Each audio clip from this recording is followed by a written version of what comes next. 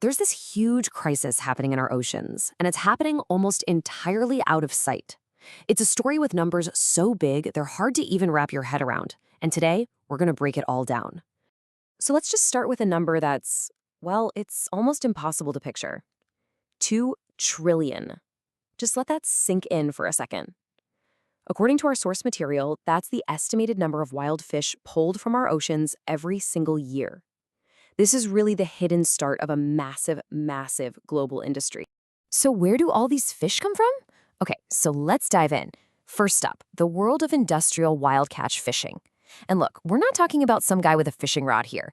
This is something else entirely. Fishing on a scale that's just hard to imagine.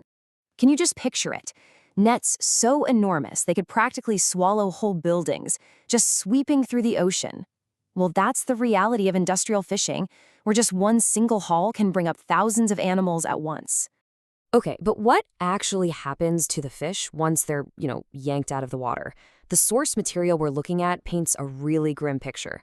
Basically, it's a slow death by suffocation, right there on the decks of these ships. And get this, with pretty much no regulations for humane stunning, a lot of them are actually processed while they're still alive. It's one of those hidden costs of the whole operation. Yeah, and it's not just the fish they're trying to catch. There's this devastating side effect called bycatch. We're talking dolphins, sea turtles, sharks. Countless other amazing marine animals are just scooped up without a second thought.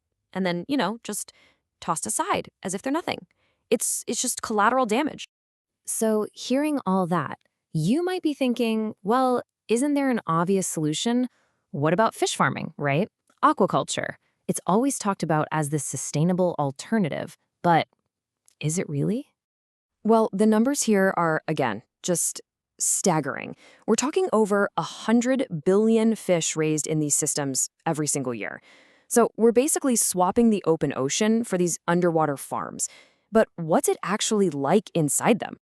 Our source calls them basically underwater factory farms. And when you hear about the conditions, you can kind of see why. Just try to picture it. Fish packed in so tight they can barely even move. These super overcrowded pens and tanks. Well, they become the perfect breeding ground for all sorts of diseases and parasites. It creates this constant high-stress environment for the animal. So how do you keep these fish alive in conditions that are, frankly, pretty unhealthy? Well, there's one main tool in the toolbox: antibiotics. Tons and tons of them. And using them in these huge quantities, well, that leads to a whole other problem. A really scary global health risk: the rise of antibiotic-resistant superbugs. So you might be thinking, okay, we have wild fishing with its problems and fish farming with its problems, 2 separate things. But what our source reveals is this really shocking connection between them. This is where it all comes together in what's described as a really vicious cycle. Okay, so here's the crazy part, the central paradox. What do you think you feed billions of farmed fish if you're raising fish that eat other fish? The answer is more fish.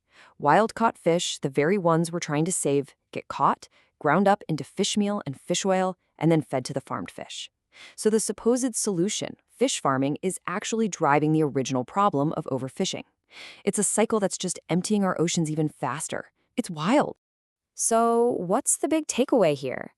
It's that neither of these systems is some kind of perfect answer. On one hand, you've got wild catch with all the bycatch and the suffering.